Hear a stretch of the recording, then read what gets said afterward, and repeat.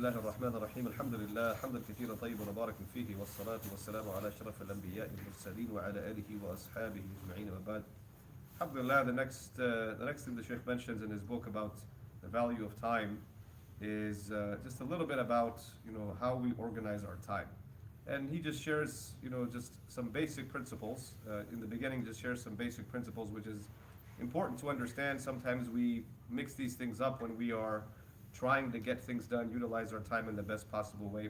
But he mentions that it's really important for people to understand that they should always prefer the right thing to be done in the right time. The right thing to be done in the right time. And what he mentions by that is, that if you have something that's not as important versus something that's important, that which is important should be given precedence. That should come first. That which is more important should be given more precedent. That which you have to do within a certain amount of time should come first, rather than something that you don't have to do within a certain amount of time. So he just gives mention some simple principles about how basically overall people should think about when they manage their time.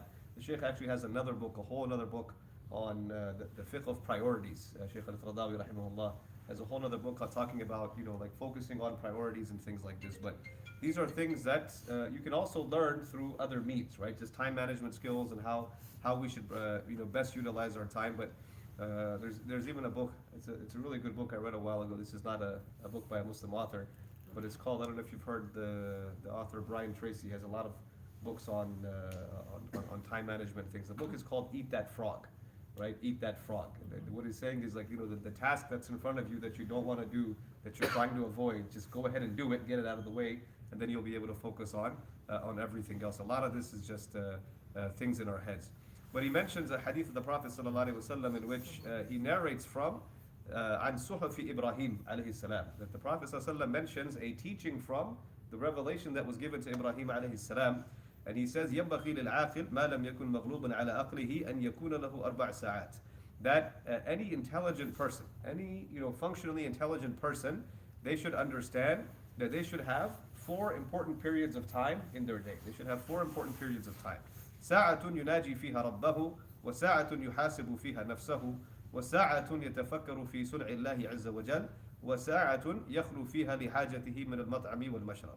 That these 4 things that people should prioritize in their day is a time where you are calling out to Allah subhanahu wa ta'ala, meaning the time where you worship Allah subhanahu wa ta'ala, a time that you take account for yourself, يحاسب فيها نفسه, that you sit down and you take account for what you've done. وساعة يتفكر فيها يتفكر في صنع الله, that a time where you give yourself to reflect, to meditate, ponder over the creation of Allah subhanahu wa ta'ala, and a time that you spend on your needs, right? Feeding yourself, eating, drinking, all of these things that are your needs.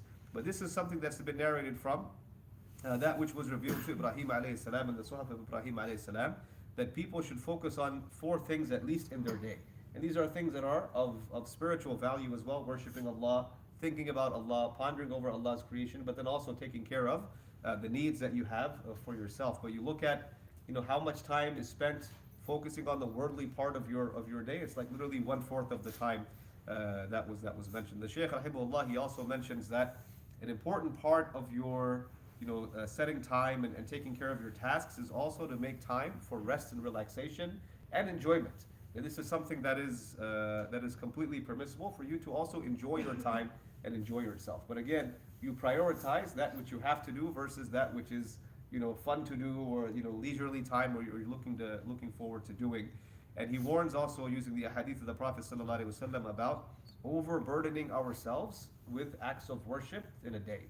Meaning there's only so much a person can do in terms of ibadah and worship in a day, and not to overload yourself, because that is another extreme that will actually burn you out. The Prophet ﷺ said, "Inna ad-deena yusr, wa lan yushadda ad-deenu ahadun illa ghalaba." That this deen is ease. This deen is ease, and no one is going to make this deen difficult except that it's going to overtake them, right? If you start overburdening yourself with things, religious things, then you're going to become tired, you're going to become exhausted, and you're not going to be able to keep up with those things. And then a famous hadith of the Prophet ﷺ, where the 3 people came to the house of Rasulullah ﷺ, he wasn't there. They questioned about the Prophet's worship and what he did and how he worshipped Allah subhanahu wa ta'ala. And when they were told, there was three of them. One of them said, I'm going to fast every single day. One of them said, I'm going to worship every single night. I'm never going to go to sleep. And the other one said, I'm never going to get married, right? I'm not ever going to get married. I'm going to devote my life to worship. And the Prophet ﷺ, when he heard of this, found the three of them, called them out, and he said, are you the ones that said so and so? And he told them, sallallahu alaihi wasallam, he said, I am the most pious among you. I fear Allah the most amongst you, yet I fast and I break my fast. I pray and I sleep in part of the night. وَأَتَزَوَّجُ النِّسَاءَ. And I have gotten married, right? I've gotten married to women as well.